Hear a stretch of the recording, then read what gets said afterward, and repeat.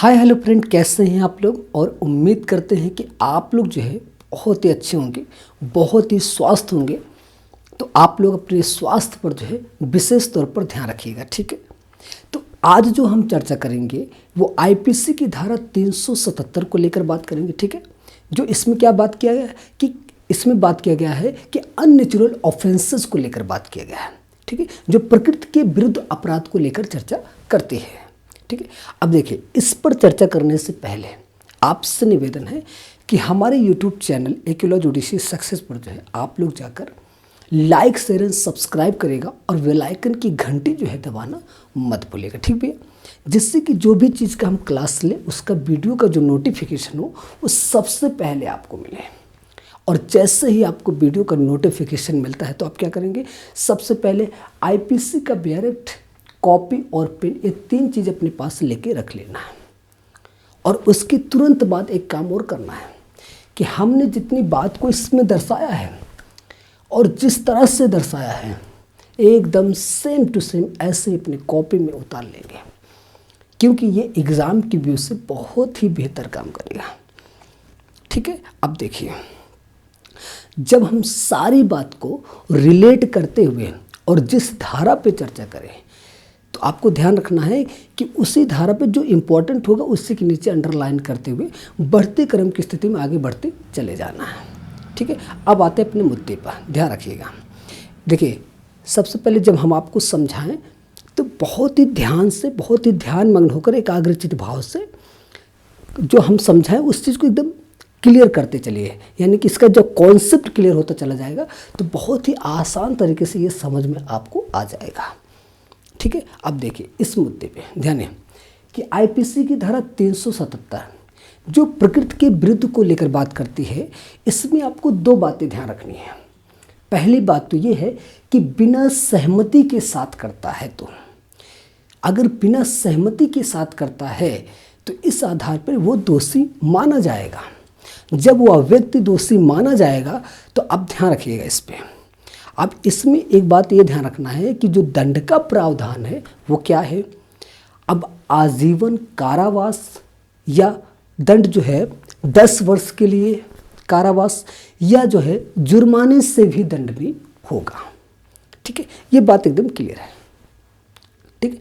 अब देखिए, अगर सहमति के साथ करते हैं, अगर दोनों का कंसेंट है, ऐसी सहमति है, दोनों की सम्मति है, तो इस आधार पर दोनों जो है दोषी नहीं होंगे, ठीक है। ये बात एकदम क्लियर हो जाए। अब देखिए, हम आपको इस धारा को, ठीक है, केस के आधार पर सारी बात को हम आपको एकदम रिलेट करके कैसे बताते उस चीज़ को ध्यान से समझिएगा, ठीक है।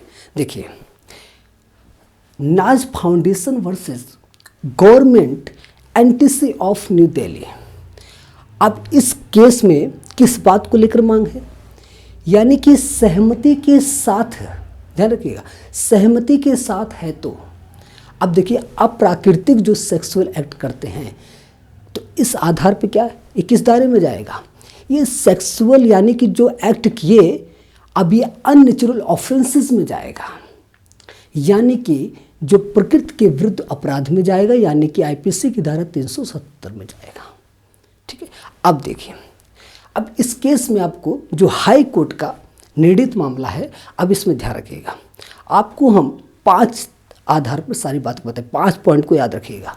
अब पहले पॉइंट में देखिए, जब कॉन्स्टिट्यूशन में आप जाएंगे, जो संविधान है, संविधान के आर्टिकल आप 21 में, यानी कि अनुच्छेद जो 21 है उसमें आप देखिए, उसमें आपको क्या देखना है कि अपने आप में, देखना कि अपने आप में प्राण एवं दैहिक स्वतंत्रता, ठीक है, क्या है कि प्राण एवं दैहिक स्वतंत्रता के आधार पर ध्यान रखा कि अपने दैहिक स्वतंत्रता को संरक्षित करता है।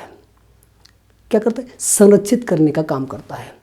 अब इस यानी कि इस अनुच्छेद में जो प्राण एवं दैहिक स्वतंत्रता को बात किया गया है, अब दैहिक यानी प्राण एवं दैहिक स्वतंत्रता को जो संरक्षित करता है, ठीक है।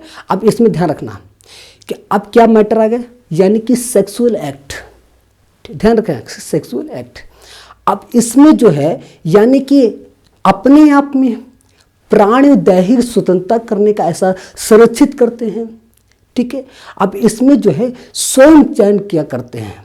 ठीक है, यानी कि स्वयं चयन कर सकते हैं, क्योंकि वो जो सेक्सुअल एक्ट को लेकर बात होगी तो इस आधार पर जो अपने आप यानी कि प्राणी दैहिक स्वतंत्रता को लेकर जो संरक्षित को लेकर बात हो रही है, तो अब इसमें जो है जो सेक्सुअल एक्ट को बात किया जा रहा है। अभी मैटर आ गया, यानी कि अब इसमें जो है स्वयं चयन का अधिकार यह है कि स्वयं चयन कर सकता है। ठीक है, अब देखिए, अब आप दूसरे पॉइंट पे जाइए।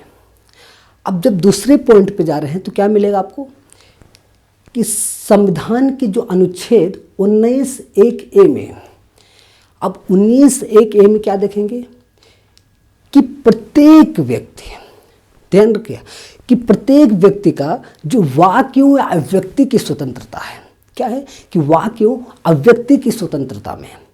अब अभिव्यक्ति की स्वतंत्रता के साथ साथ ध्यान रखिएगा आप इसमें, अब साथ साथ क्या साथ साथ, यानी कि 19(1)(a) article 19(1)(a) red bill 21। अब इसमें देखिए क्या आएगा अभी साथ साथ में, यानी कि ये कह रहा है कि प्रत्येक व्यक्ति के एकांतता को लेकर बात कर रही है। ठीक है, अब एकांतता का अधिकार हो गया, प्रत्येक व्यक्ति को एकांतता का अधिकार है। अब उस एकांतता के अधिकार में कोई भी व्यक्ति हस्तक्षेप नहीं कर सकता।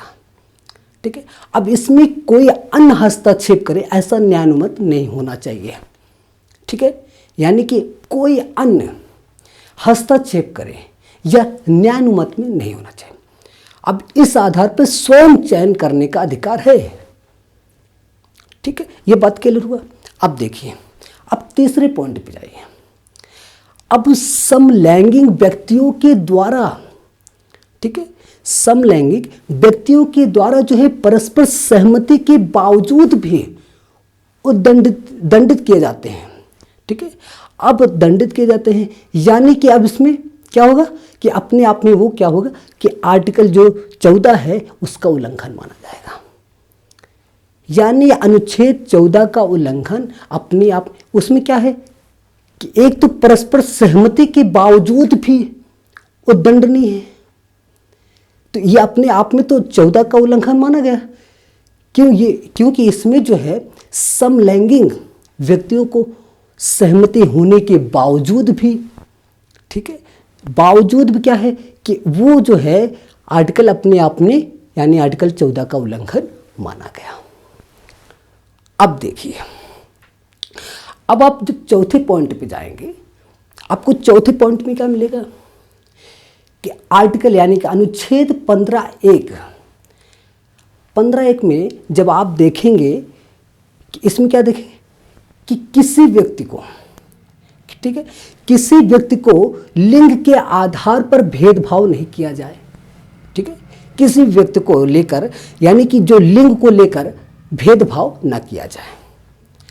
अब इसमें ध्यान रखना, भेद न किया जाए वो भी लिंग को लेकर। अब इसमें एक बात और ध्यान रखना है, अभी तो हम आपको क्या बताएं कि आर्टिकल 15(1) को बताया मैंने। अब इसमें देखिए आर्टिकल 15 की बात कर लेते हैं, मातृ पत्र की।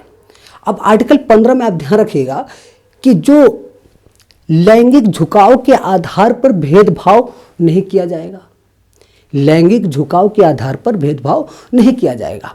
अब इसमें ध्यान रखना कि लिंग यानी कि लिंग, अब लिंग की बात हो रही है कि इसमें ध्यान रखना है कि पुरुष या स्त्री, ऐसा नहीं कि यही मात्र हो कि स्त्री ही पुरुष, ठीक है, कोई ही नहीं मात्र। ध्यान रखना कि स्त्री या पुरुष को ही नहीं, को ही नहीं। अब देखिए आगे अभी समझ में आ जाएगा आपको। देखिए अब इसमें ध्यान रखिएगा कि LGBT ये बात ध्यान रखना। LG मतलब लेस्बियन, ठीक है, लेस्बियन, गे, जी से गे, ठीक है, बी यानी बाइसेक्सुअल, टी मतलब ट्रांसजेंडर। अब ये चीज़ जो है LGBT जो है ये बात याद रखिएगा। अब देखिए जो लैंगिक के आधार पर जो झुकाव की बात किया है कि इस आधार पर जो है भेदभाव नहीं किया जाएगा। तो आप ध्यान रखिएगा कि पुरुष यानी होमोसेक्सुअल और एक स्त्री यानी एक पुरुष की बात, क्या पुरुष की मतलब होमोसेक्सुअल और एक स्त्री की बात यानी कि वो लेस्बियन।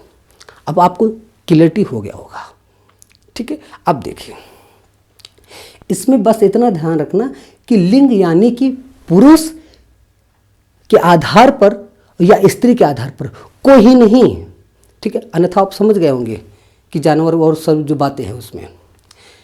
अब देखिए, अब आप जाइए 5वें पॉइंट पे।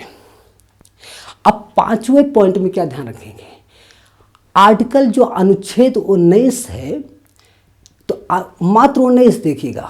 हमने आपको दूसरे पॉइंट में जब बताया था कि 19 एक ही बात किया था, ठीक है।